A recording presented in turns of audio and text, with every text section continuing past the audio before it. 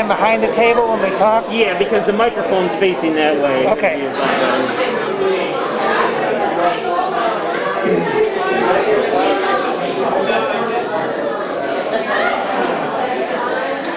Maybe let Karen know that the she can direct people. I told her. I said, make sure and I told her, if you know anyone that's speaking, kind of sit up front so you don't have to walk from way back there. Especially if you're kind of need a little assistance, you know.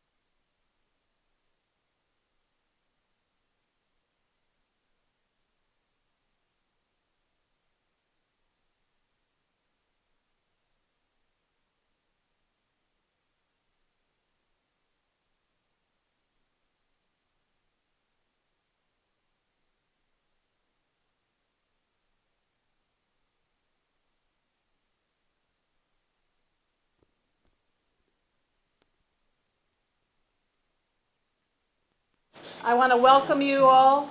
My name is Karen Heist. I am the middle child of Jim and Helen Worth, and it is a pleasure to have you here. We are here to celebrate the life of Helen Rose Warner Worth.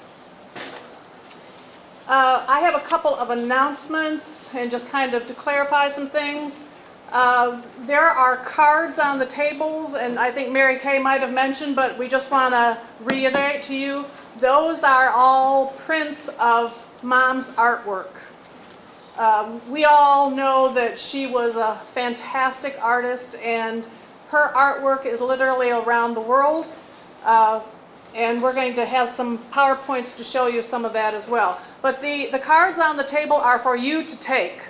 So, and if the one that's in front of you, you don't want that one, you can go around and pick and choose. That's fine. And we do have some extras as well. And that's what they're intended for you all to take, not for us to carry back home. So please do feel welcome to take them.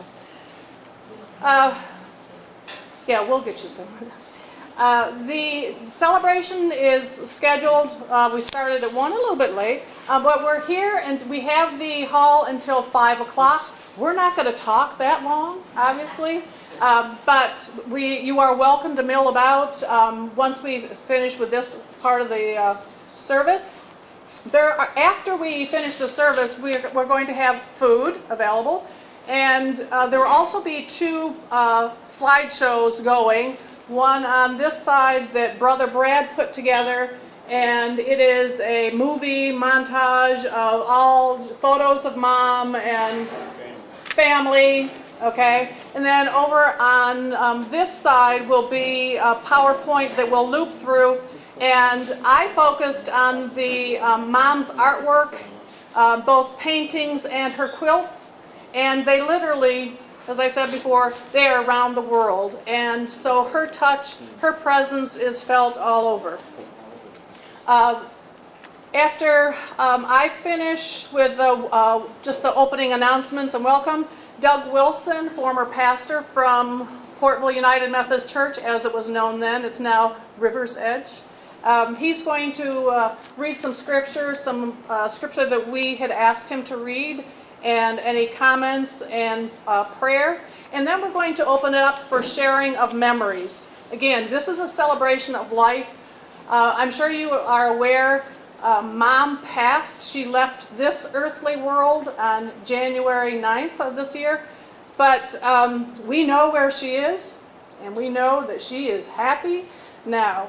But we want you all to share memories. And if and the order is going to be children first, so Mary Kay, myself, and Brad, and then siblings. I know we have 2 siblings that I see here, Uncle Jim and Uncle Tom. You're welcome to. Don't feel pressured. If you don't want to, you don't have to.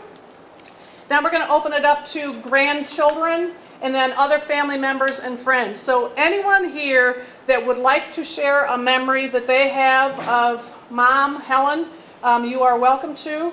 I will have some closing remarks, and then Doug will close us with a prayer, a blessing, and again, then it will turn where you can get your food, and then you can have your informal sharing of memories for those of you that would rather not do it in front of everyone. So again, this is a time to celebrate and just really take a moment in our lives to thank God for the life of Helen.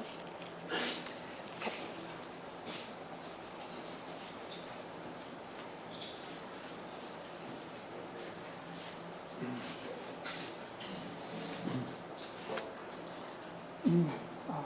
My name is Doug Wilson.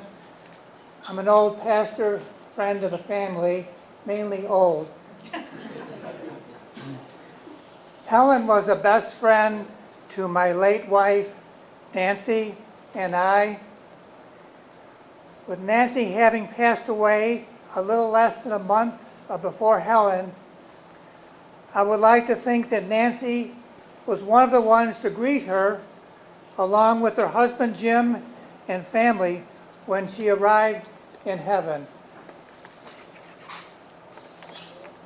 To continue to give us an eternal perspective for these moments of celebration of Helen, let us begin with a few brief scriptures selected by the family. From the Old Testament, Deuteronomy 31:6, we read, Be strong and bold. Have no fear or dread of them, because it is the Lord your sake you. And from the New Testament, we read from Matthew 5:14 to 16, Jesus' words to us reminds us of Helen. But on the lampstand, and it gives light to all, and it gives light to all in the house. In the same way, let your light shine before others, so that they may see your good works and give glory to your Father in heaven. Amen.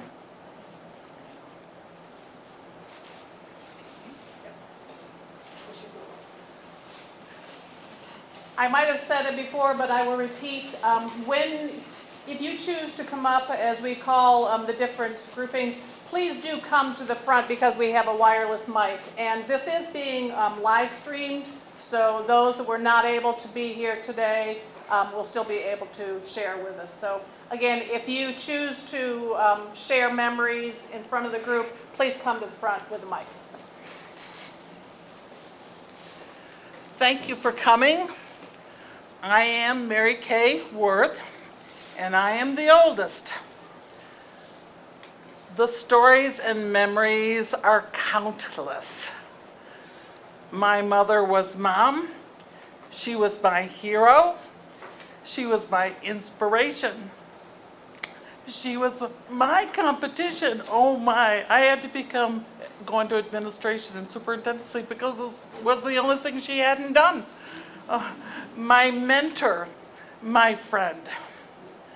I was with Mom the day she got the letter in 1988 saying that her blood had tested positive for the AIDS virus.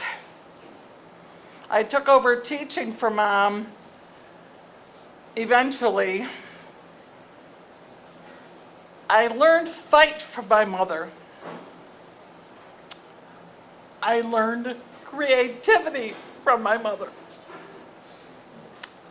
I learned love from my mother. She was funny too. One of my favorites happened. Oh, thank you. That would be Max. One of my favorites happened when I was living with them at 84 Brooklyn Street, what we would call our homestead home. And I worked at Bonaventure. Then there were the red shoes. And let's not forget the day that she tried to cover her black friend in white talcum powder at her friend's request when she was a child to make her white. It didn't work. I learned from Peg Davini when I found my mother's address book. Well, it fell on the floor. We'd been looking for it for 3 months. And I actually found it this past week when it just was like, oh, Mom's address book. I thought my sister had it. She did not. I had it the whole time. Go figure that one. But I started calling the numbers that were in that book because we knew there were numbers in there. And we knew there were addresses there. And one of the calls I made was to Peg Davini. Peg Davini was a teacher at Portville that worked with Mom for a long time. And Peg told about the time that Mom just sat on Peg's lap when there was only one chair for guests, when then Principal Mike O'Brien had summoned them both to the office. Sounds so much like my mother. I was inspired to read her journal entries that she wrote over the last several months of her life while she was in quarantine. It helped me to get closer to her. She taught us even after she was gone. There are 197 entries. They ended just about a month ago, but the memories will never end. I love you, Mama. I love you, Rosie. Delta and I, and I'll see you soon. Your turn. I'm done.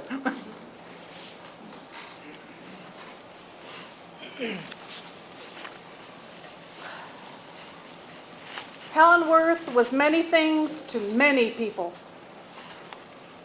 She was a devoted daughter to her parents, a kind big sister to her siblings, a loyal friend to many, a dedicated teacher, an HIV/AIDS survivor and advocate, a talented artist, but most of all, she was a woman of God.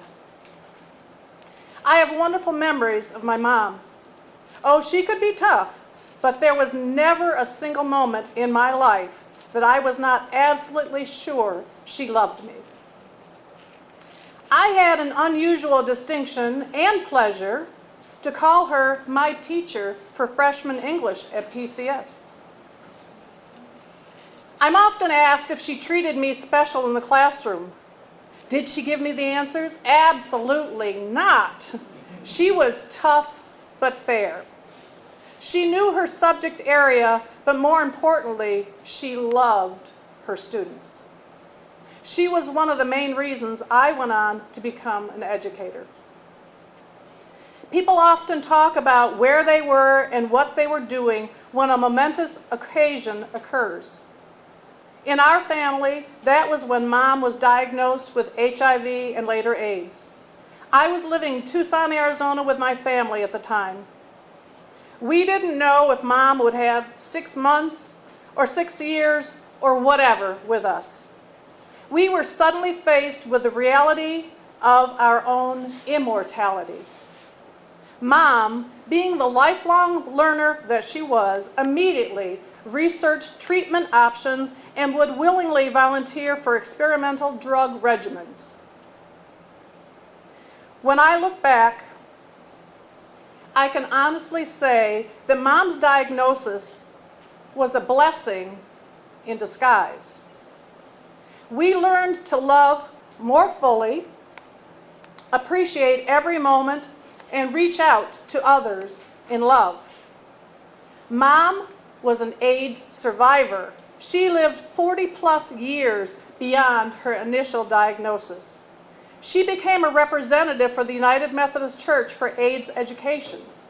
She traveled to India and Brazil. While attending an AIDS awareness conference in Brazil, she even shared a hotel room and curling iron with Winnie Mandela, the wife of then President of South Africa, Nelson Mandela. Mom lived out what we as Christians are called to do, to be the hands and feet of God.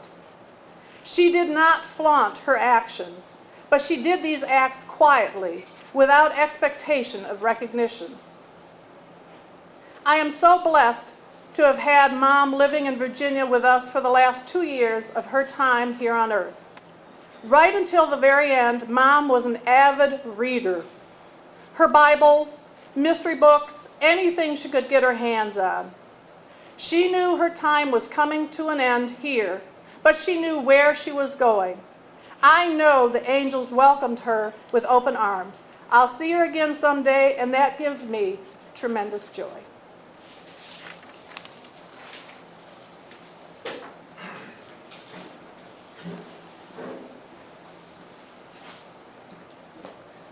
Hi, my name is Brad Worth, son of Helen and Jim Worth, and I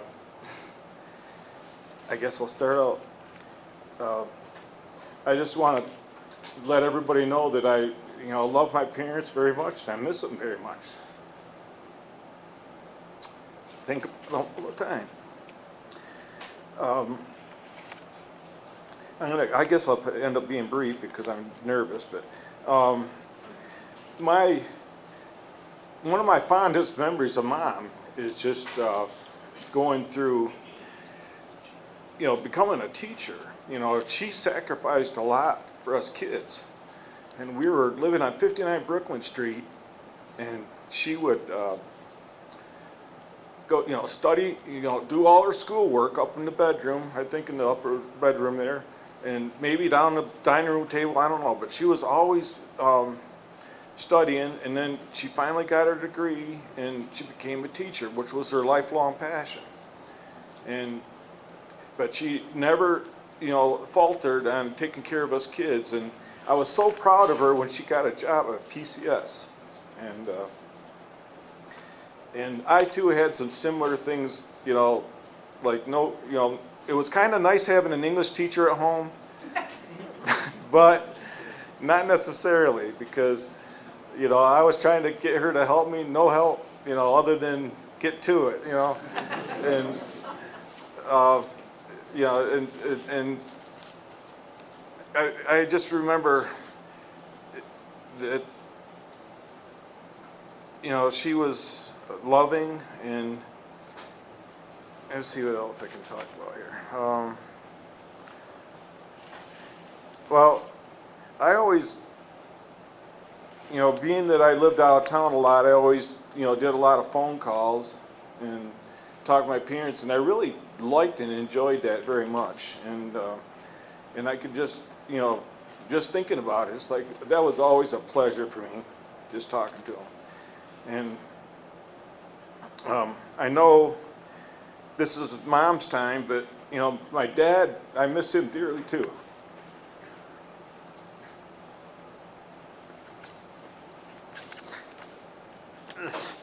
Sorry.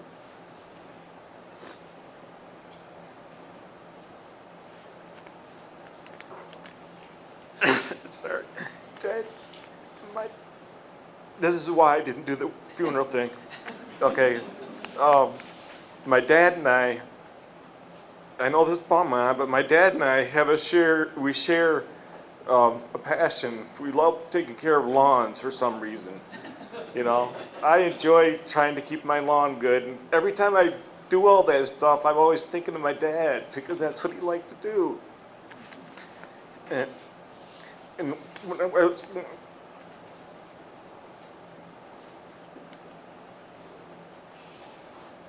anyhow, we had some good times. Mom, I can remember, we always, like when I would come home to visit, Portville, I enjoyed, riding with her, going shopping, and just being with her and just spending time. And I miss all that so much. I remember showing up in Virginia and seeing her for the last time, and just like when I saw Dad for the last time, I knew it was. I miss her. And thanks for coming.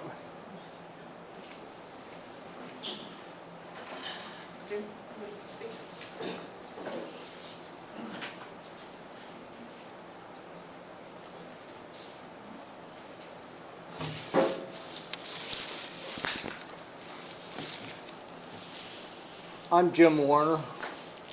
I'm a brother of Helen Worth, one of 7. Our oldest brother, Pop Warner,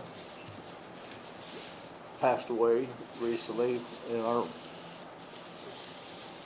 brother Richard died a few years ago.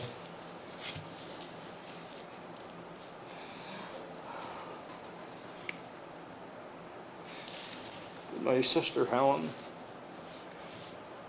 and I have a brother Lonnie on Lily Bridge Road, and I have a brother Tom that sits back there, and a sister Joanne.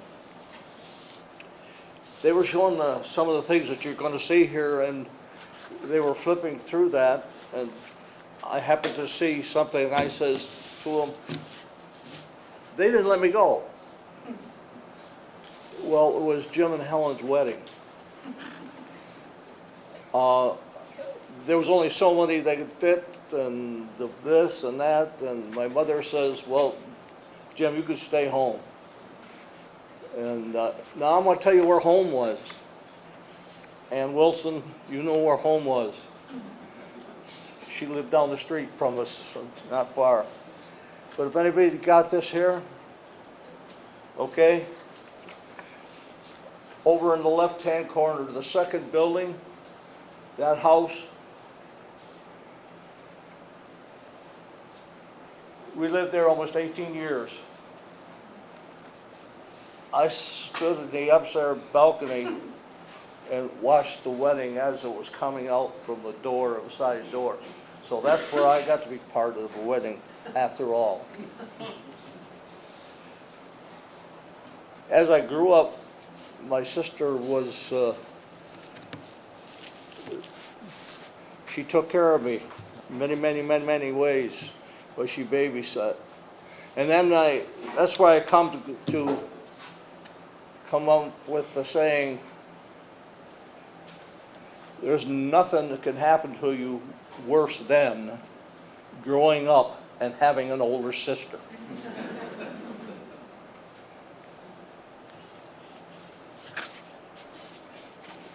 I know a couple of my brothers sit here know what I'm saying.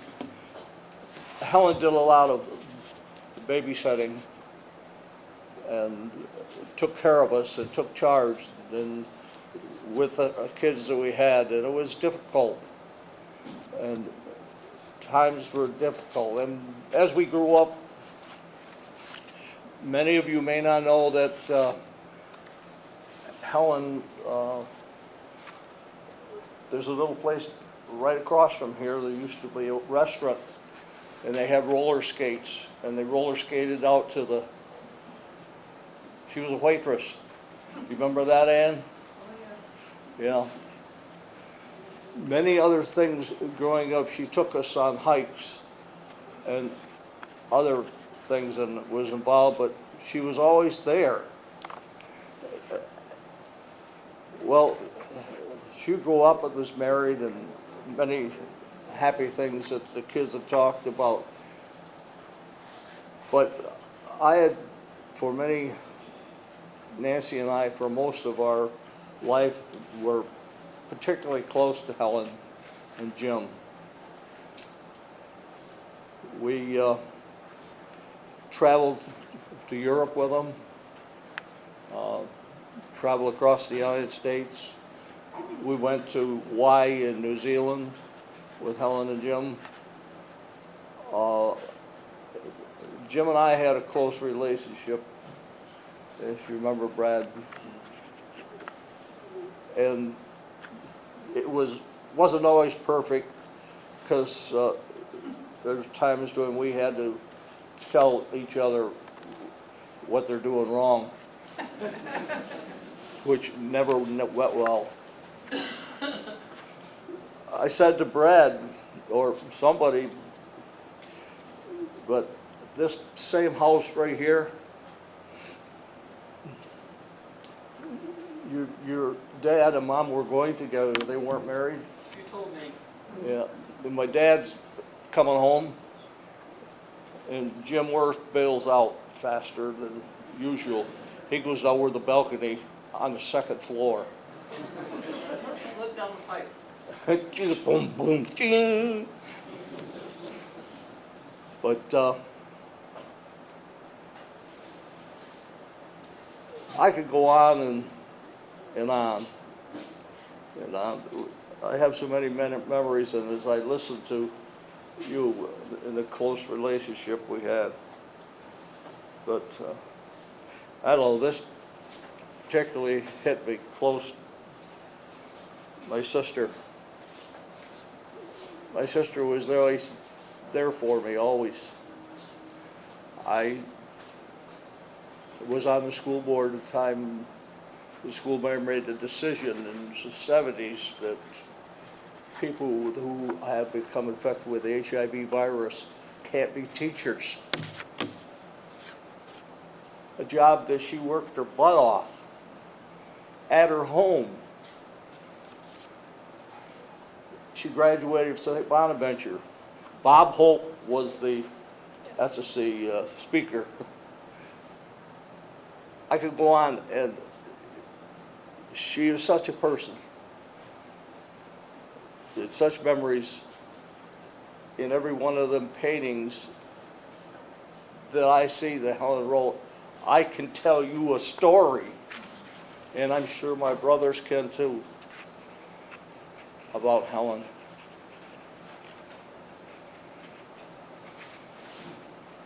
I miss her terribly. But I thank God. I thank God. She was my sister. Praise God. How much better can it be? Thank you.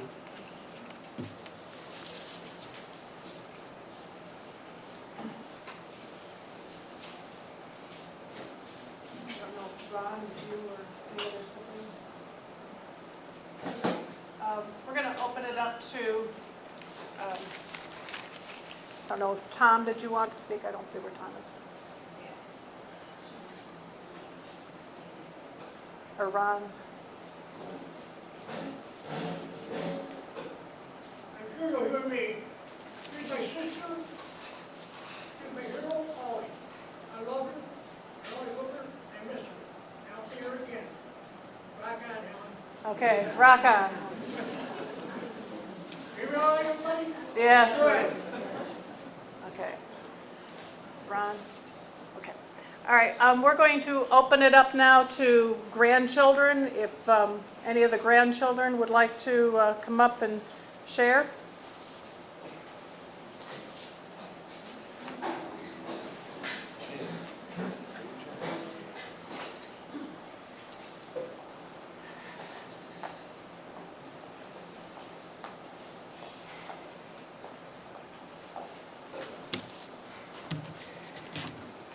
Hi, everybody. I'm Valerie. Good to see everybody. I am the oldest grandchild and the only biological granddaughter. Therefore, by default, I'm the favorite. Sorry, guys. Let's see. Again, like everybody here, I think would agree that there's too many memories to share in one day. We'd be here for weeks. But I would like to share, I was with her at the end. I had the honor and the privilege of being there for her and coaching her, literally coaching her. It was the most amazing thing I've seen as a nurse for 20 years. I've experienced the end of life with all kinds of people, and I didn't know how it was going to go with my grandmother, but I knew it was the right time, it was the right circumstance, and the right place. And she was where she needed to be. Towards the end, as she got sicker, we tried to do Skype with family members and stuff, but she ended up not wanting to. It's just, it was hard for her to say goodbye here, but she was ready to move on. And like I said, being in that room and knowing that her end was near, and I know people have seen it before and described it, but she kept looking up at one spot, in particular in the ceiling. And I knew, and I told her, and because she can still hear me. And I told her, I was like, they're waiting for your time. And then the most awesome thing that I've never seen before was her hair literally stood straight up on end. If you don't believe me, I took a picture. It's kind of morbid, that's why it's not in the thing. And this was before she had passed, and so I told her, I was like, the Holy Spirit is literally inside you right now, and it's almost time, you're going home. And to be the one to be able to do that was just like phenomenal. It surpasses any experience or any memory I could ever have of her. And I also wanted to say that I know that she loved each and every one of you, and then everybody else out there too, in a way that made it special to you. That's the thing. She was a very, very loving, kind person, and she made class seem effortless. And if I could emulate her, even half of her spirit and half of her love, I'd be in a great place. So that's what I strive for every day. And to remind me, I'll share my rose tattoo in honor of Helen Rose. And actually, this is something that she had written in her diary about me, specifically. It says, "Wrap your arms around her, Lord." And I got that in her handwriting on my arm forever. So she's always with me. And she'll always be with you, too. Thank you. Next.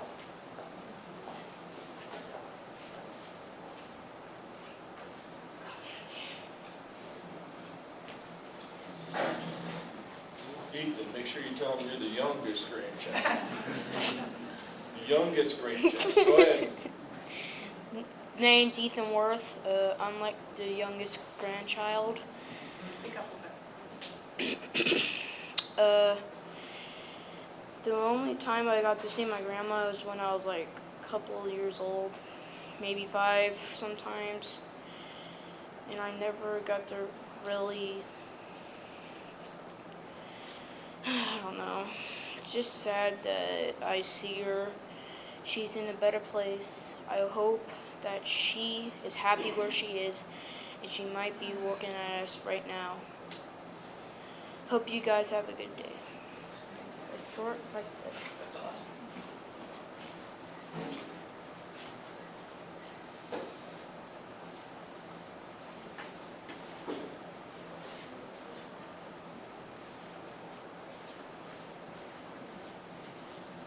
Good job, Ethan. Tough act to follow. Hey everybody, I'm Bill. Valerie misspoke, she's my sister. I'm actually the favorite grandchild, so yeah, she's absolutely wrong. So, I don't need to tell you how incredible my Grandma Worth was. So talented in so many areas, so many ways, and the fact that you're all here means you probably know that. But what strikes me, and a couple of folks before me have touched on it, her special talent was making you feel special. Like, when you interacted with her, you were the only person in the world. You were the only person that mattered. And I've come across some pretty interesting people, but nobody's ever made me feel like that. I don't think I ever got in trouble. I don't think she ever got mad at me or scolded me, but yet you knew the path that you were supposed to be on because she led such an awesome example, just by the way that she was, by the person that she was. So, like I said, that's just the thought that has been running through my head, and again, thank you all for coming.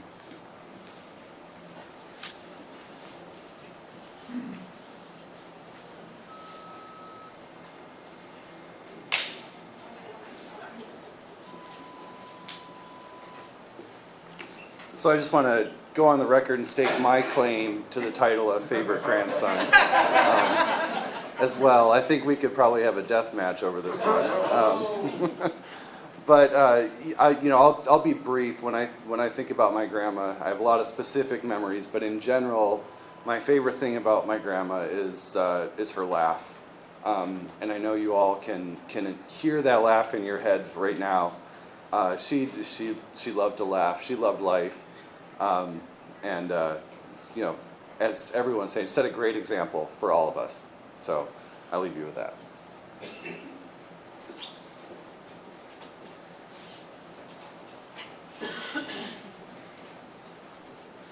So my name's Amanda Foster. I'm married to Bill. I'm pretty sure I'm the favorite in-law grandchild. Do I get that award? Maybe. So I remember meeting Helen and Jim the summer of 1996. Is that right? Okay.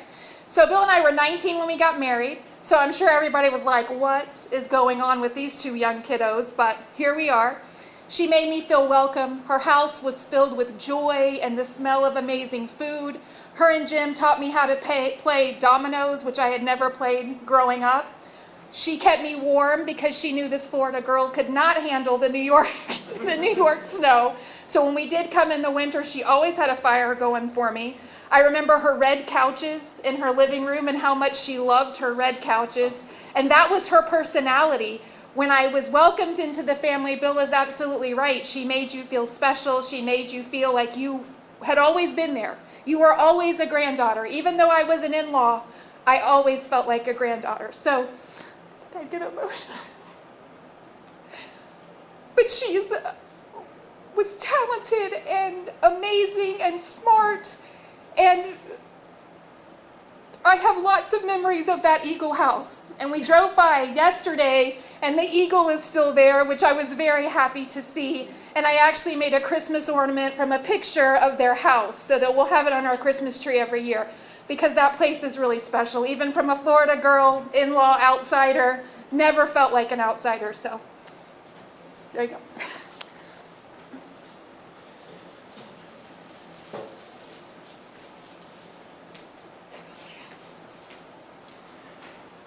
Hello, I'm Noah Foster. I am her great-grandson. I am Helen's great-grandson, specifically. I have a lot of memories about her, but I'm just going to end with two. One was my graduation in 2016. That really meant a lot. And the second was my Eagle Court of Honor, which really meant also a lot to me. And I just wanted to leave here by saying she'll always be here with us, even if she's gone. She'll always have our love. The memories and the love will always live on.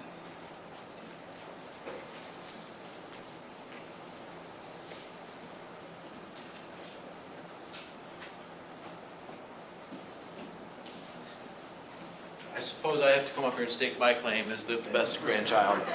So I have the privilege, I'm Nate by the way, I have the privilege of being the only grandchild that has lived his entire life in Western New York. And so that was special because she was always just down the road from me. And I promise you I've had more cookies than the rest of you combined. But thinking about my grandma, you know, there's a couple memories that come to mind, and these are not the typical memories that most of you would think of my grandma. One maybe, one not so much, but we lived for a period of time in the Brooklyn Street house. And, well, being a young child and knowing my grandpa, there were times where he got a little gruff when I made not so good choices. And I was a pretty sensitive kid growing up, and so when he got gruff, I'd go hide underneath the bed. And it was always Grandma that would come hunting around bedroom to bedroom, peeking underneath the bed skirts trying to find me. And so that's always a memory I have of her. But the other memory is connected to my brother. My brother and I are a year and a half apart, and we fought a lot. And I routinely lived my life with bruises somewhere on my body. And at one point, my grandma finally said to me, "Just kick him back." And that's my grandma. So we love her, and she is one word, if I were to describe my grandma, it would be love. My grandma was love to everyone around her, and that is my memory.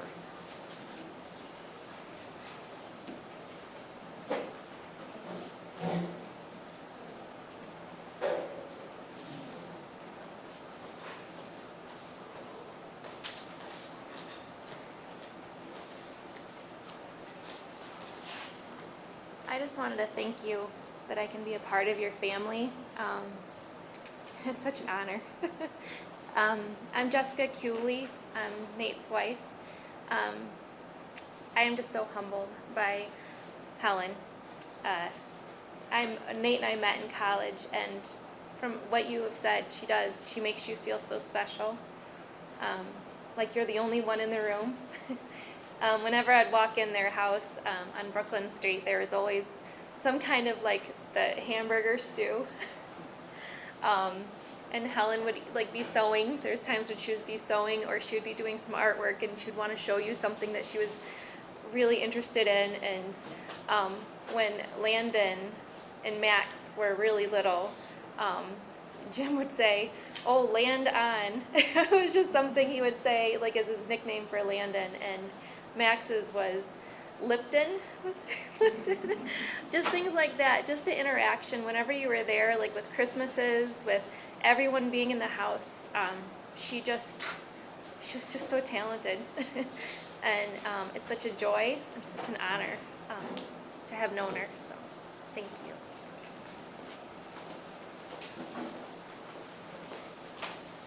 We will open it up to any other friends, family members, anyone else that would like to share.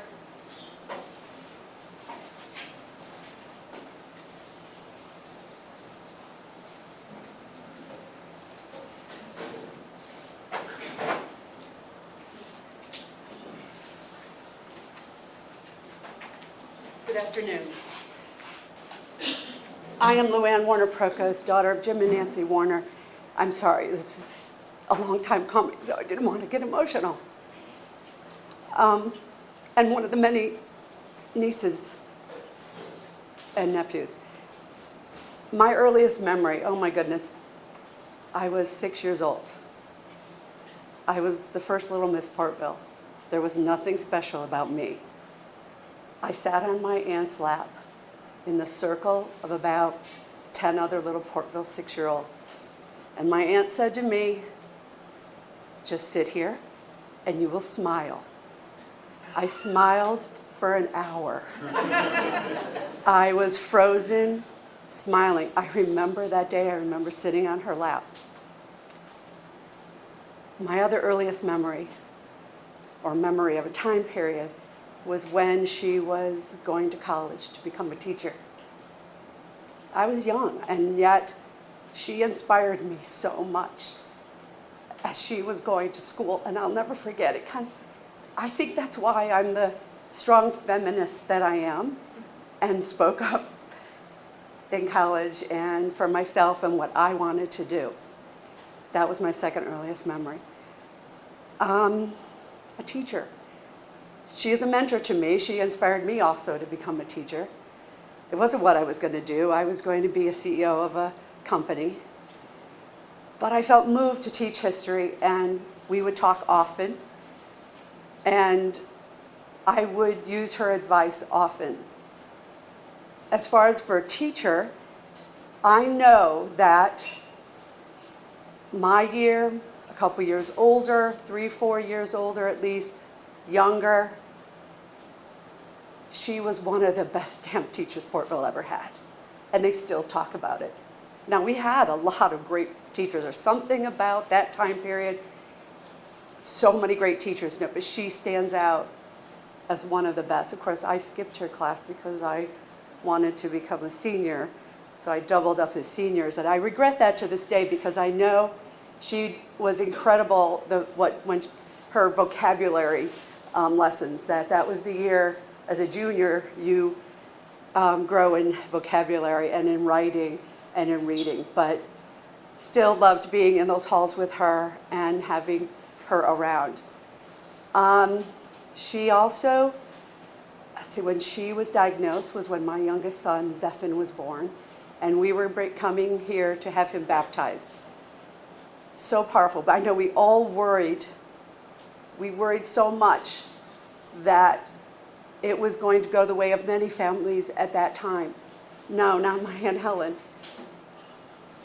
People in Portville rallied around her. People in the area rallied around her. No, she couldn't teach anymore, whatever.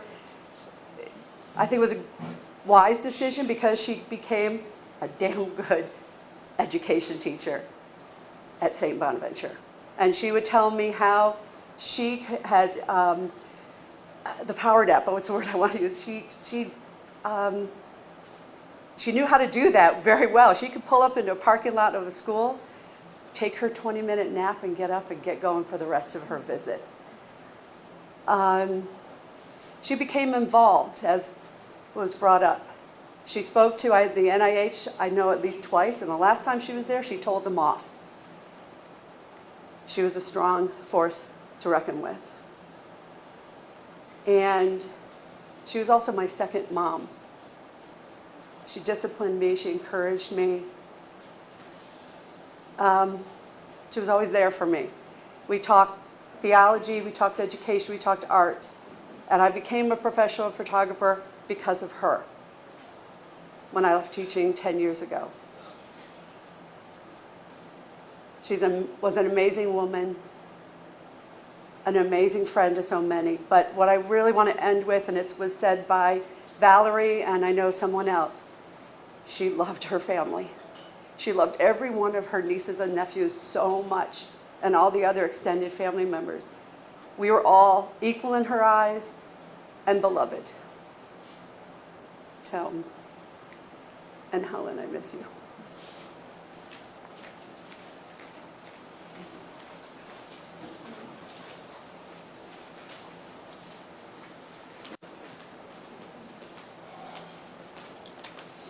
Hello, everyone. I'm Terrence. I'm Mary Kay's friend.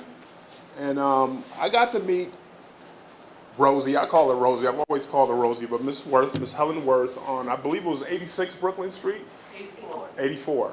And I met her through Mary Kay. I think it was around 2017.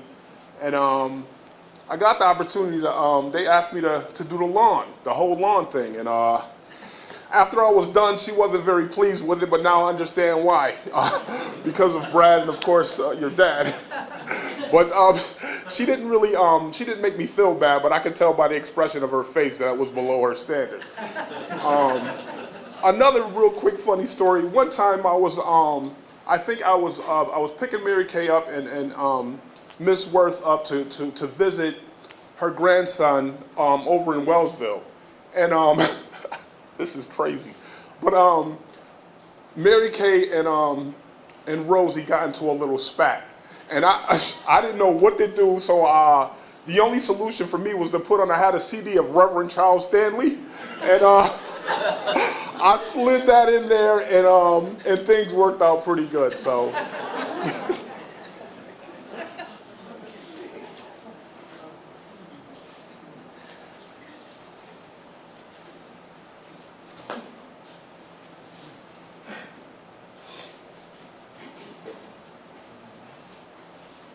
I'm Carol Higley, Brooklyn Street.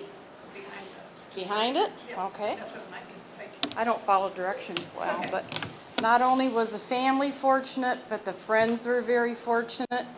Helen had three of my three kids for classes. She had my international students for classes. One was from Denmark. She was a yearbook editor, and Helen was the advisor, and I happened to be with them the day that she walked out her last day at Portville. And also I worked with her with the AIDS quilt. We've spent a year of planning to bring all the quilts in, the Names Project, and that was a wonderful experience to have Helen share all that with everybody. And I'm just going to say I'm thankful for having her as a friend. She started me quilting again. And now I'm terrible with it. I quilt all the time, so but thank you.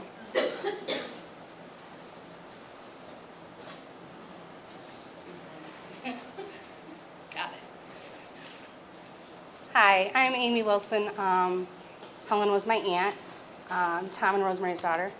I'm not very good at this, but I just wanted to share just a couple memories. One was I was littler. Can't remember how old I was, maybe 4th grade. My parents went to Ithaca. My dad had to go for work, and my sister and I had to have somebody watch us, so we had to stay with Uncle Jim and Aunt Helen. And my sister had gotten a donut maker for Christmas. And so we took it with us, and we were gonna make donuts for breakfast.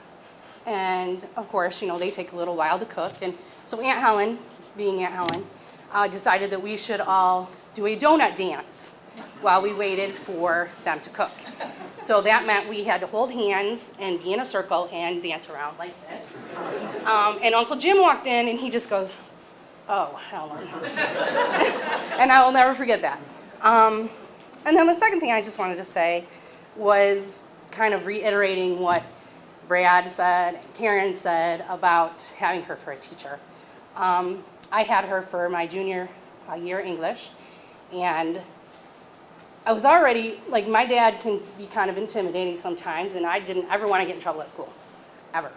And so with your aunt being your teacher, it was like, oh geez, you know, now we got my aunt too. She's gonna tell my dad anything I do. So I sat right in front row. And I can attest that she was probably one of the best teachers I've ever had. Her and Mary Lou Wood, who was also an English teacher and a friend of my aunt's. And I did everything I had to do, and I love to read, and I love English anyway, but because Aunt Helen was the teacher she was, I got the highest grade on the English Regents that year and got a scholarship because of it. So I thank her for that, not only for just being the person that she is, but the teacher that she was, and I love her and I miss her. Thank you.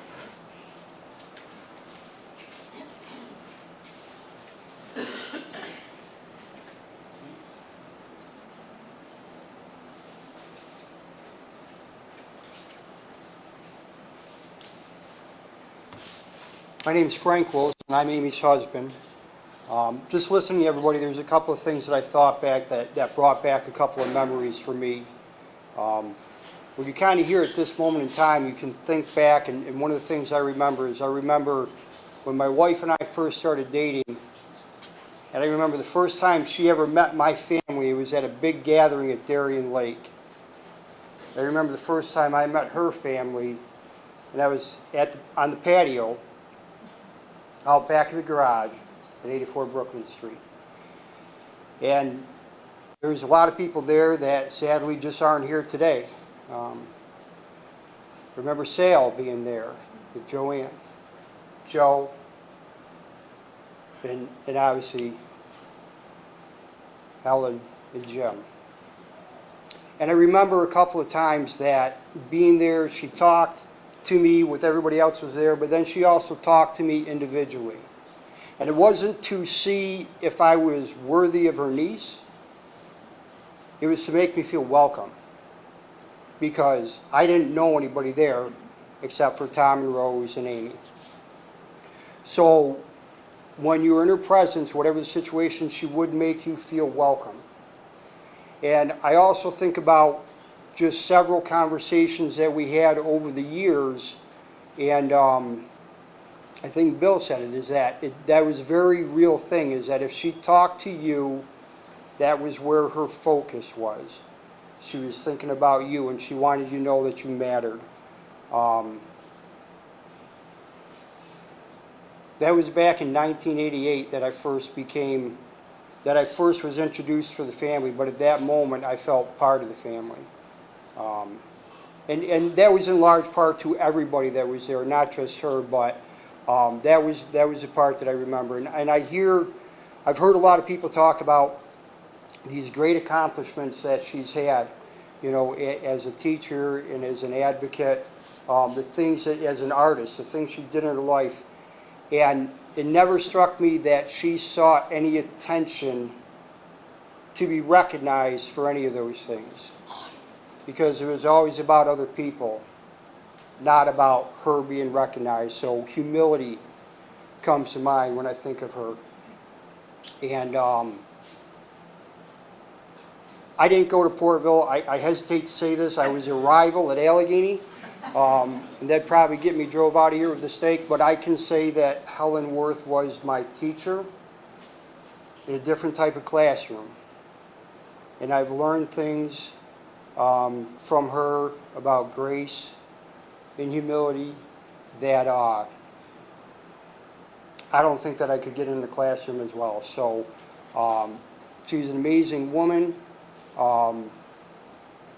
I think I personally come from a standpoint, we can look at it as a tragedy that she wasn't allowed to, that she couldn't go on teaching in the classroom, but God opened her door to do greater things that she wouldn't have been able to do in a building.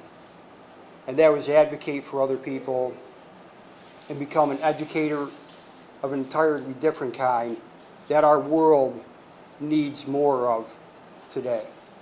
Thank you.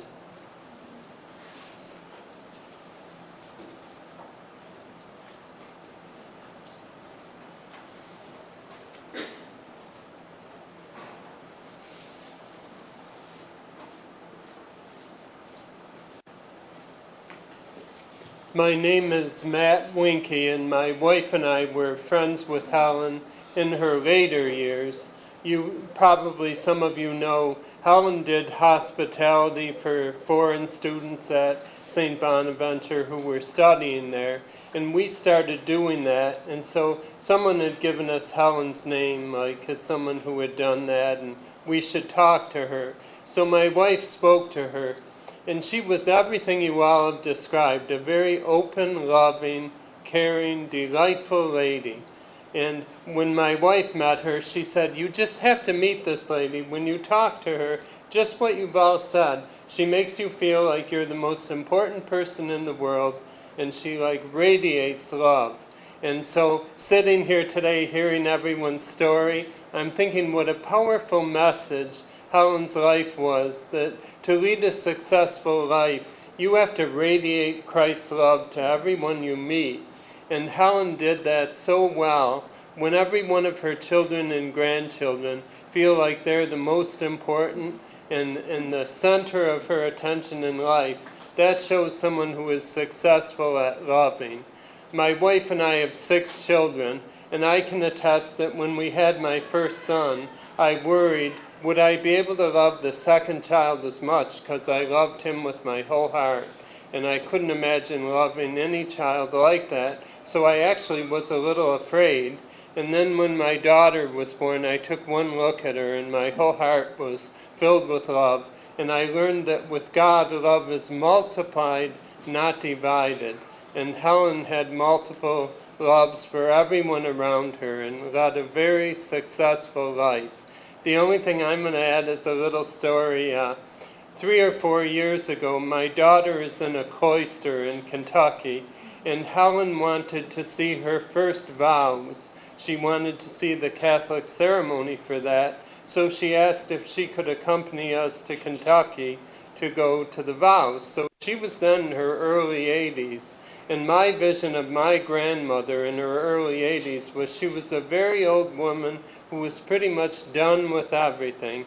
But Helen was still active, alive, and living, it seemed to me, till the last minute. Well, there was a scene down there. We were staying at this place with a pool, and it was this horribly hot day, like a lot of them this summer. And the kids were in the pool, and we were sitting there at a table. I was sitting with Helen, and we were visiting, and all of a sudden she said, I've decided I'm going to take a swim. I thought, what? I thought, well, she's going to go get in her swimsuit. She took her jewelry off and just went over and plunged in the water, all fully dressed. And the little kids that were there were my wife's nephews and nieces. Some of them were like 4 or 5 or 6 years old, and they looked at her like, what in the world? But she didn't do it to get attention like was described before. She was just full of life and going to be part of things, and even though she was older and probably had some health problems, she was going to live till she died. And once she was in the water, the kids were a little shocked for a second, but then everyone kept swimming. She enjoyed herself, cooled off in the water, and got out. And my lesson from that is, in your life, no matter how old you get or how bad things get, leave one card in your pocket to play as the last hand or something, that you can surprise the young people that there's still some life in us yet. God bless you all.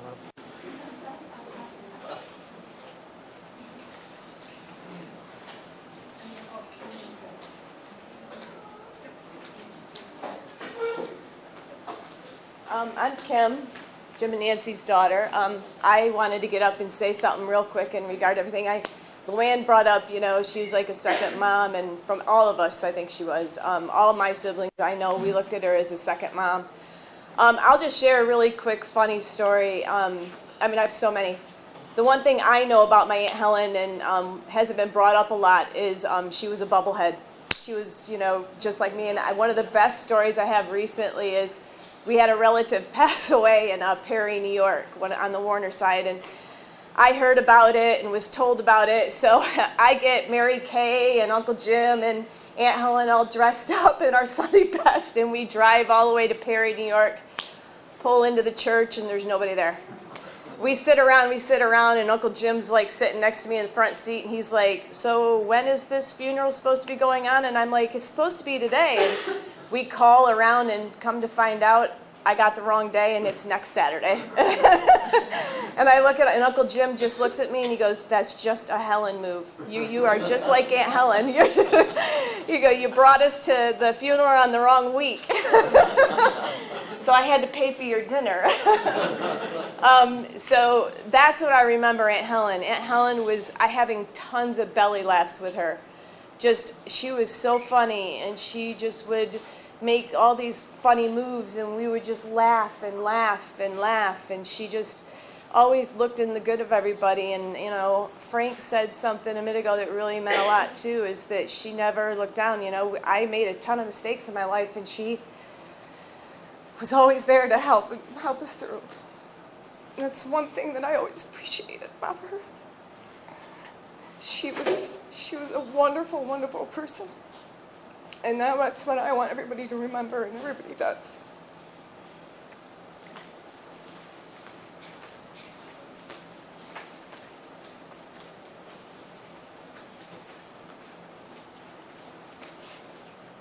I'm not a talker, but Helen and I have probably 79 years I knew her.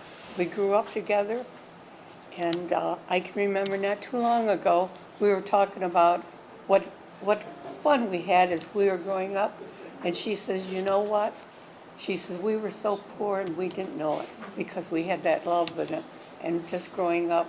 And the other thing that I remember, I had just come back from New York City, and I was going to Bonus Nights.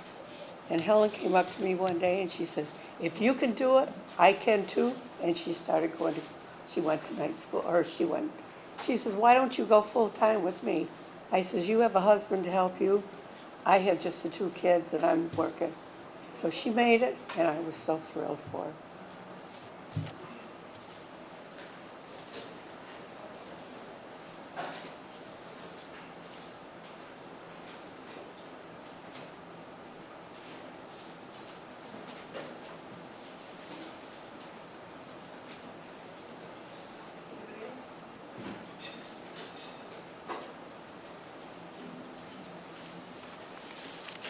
We really do not want the memories to end. Memories don't end. We are going to transition now, and I'm going to ask Doug to come up and say a closing prayer and blessing for the food that we're about to share. And we ask you to please do continue sharing your memories and keep Mom's memories alive. Okay. Doug, you will?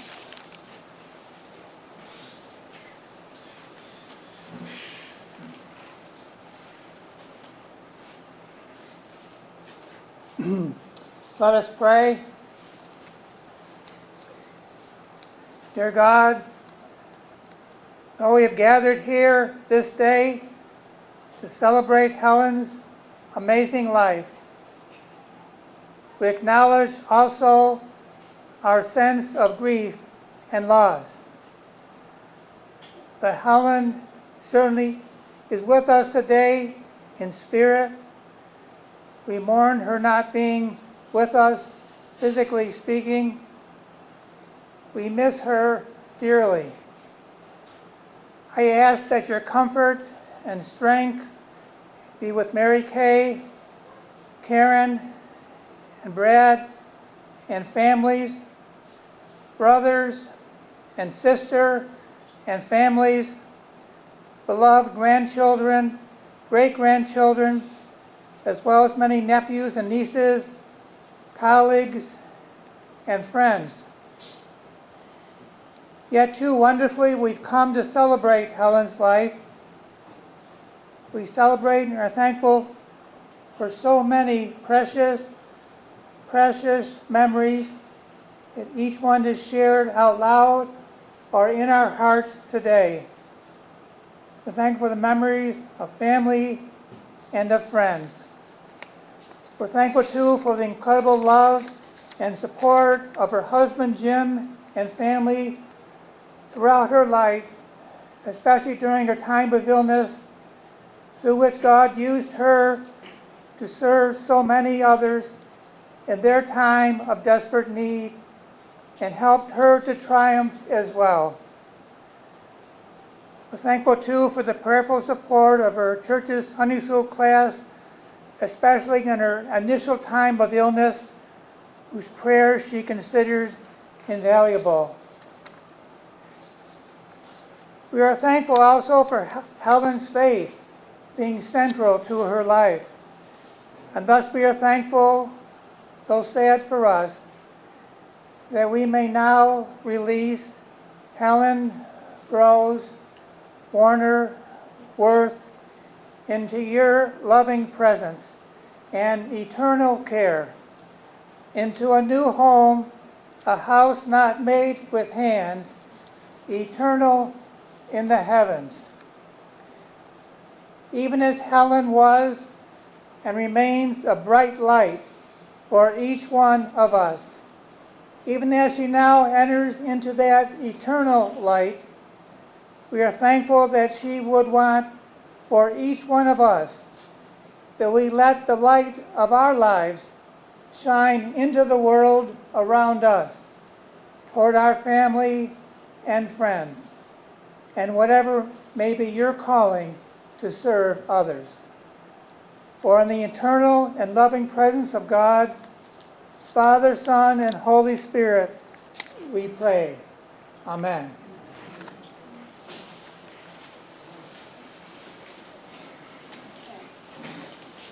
Give us a moment to get the food out, and there are drinks, and please enjoy. The cake, make sure, if you haven't seen the cake yet, make sure you take a look at it. We had an image of one of the paintings that Mom did. It's absolutely beautiful.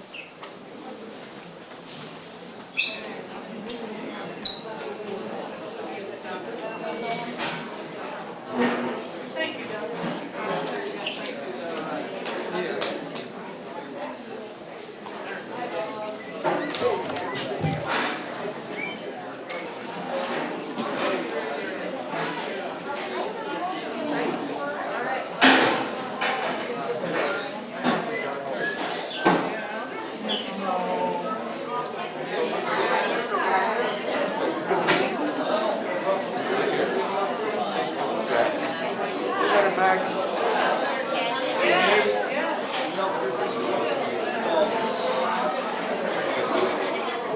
You remember me? I was. How are you? I saw you do the service for Helen.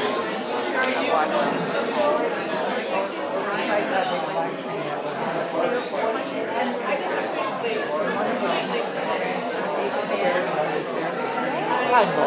Hi, Nate. You were so kind. I'm fine. I'm involved in Jonah's Habit. Wonderful. This is Grandma's friend Paul. Joni O'Brien before she passed. She asked me if I would keep it going. Oh, how wonderful. Yes, I felt that too. You do a lot of good.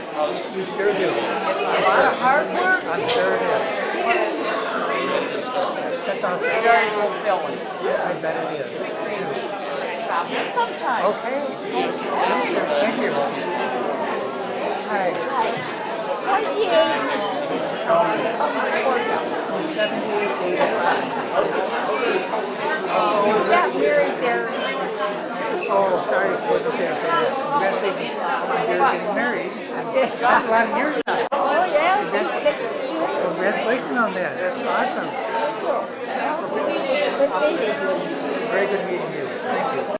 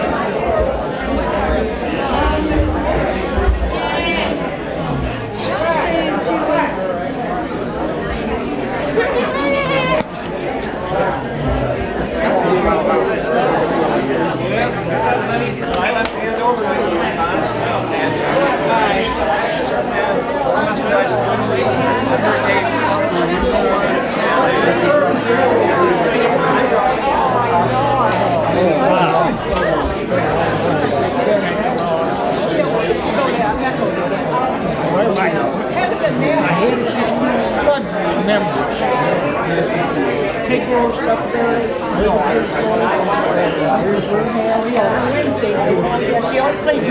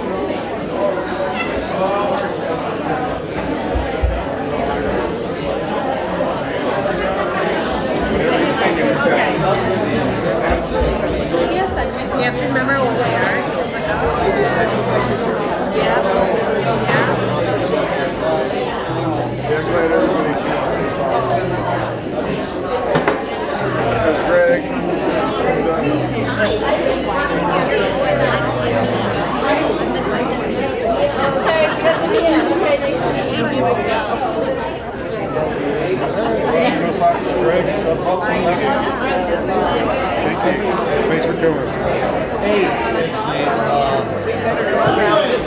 efficiency syndrome, you know, you can get any disease. Well, God would have done this.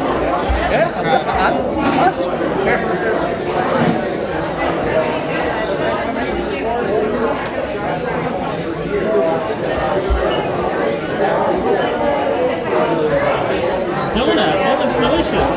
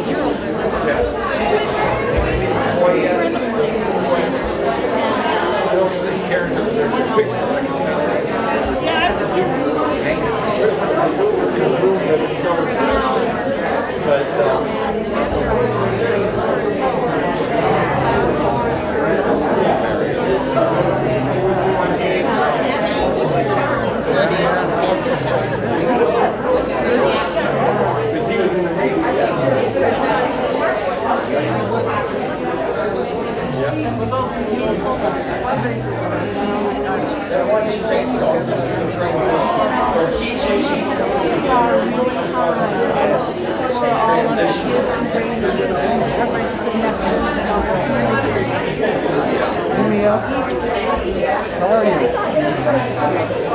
Yes. But you can also.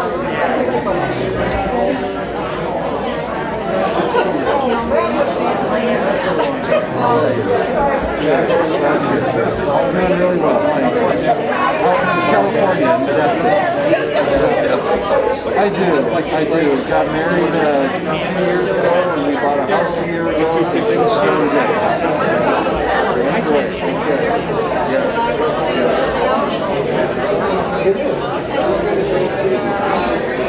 She got us to be the better one. Yeah. And, yeah, we had AJ, my eldest son, and his wife were long haulers until they got the vaccine, and then it disappeared. And their youngest, who just turned 1, he had 4 months of COVID rash, and she's in a study because she caught strep under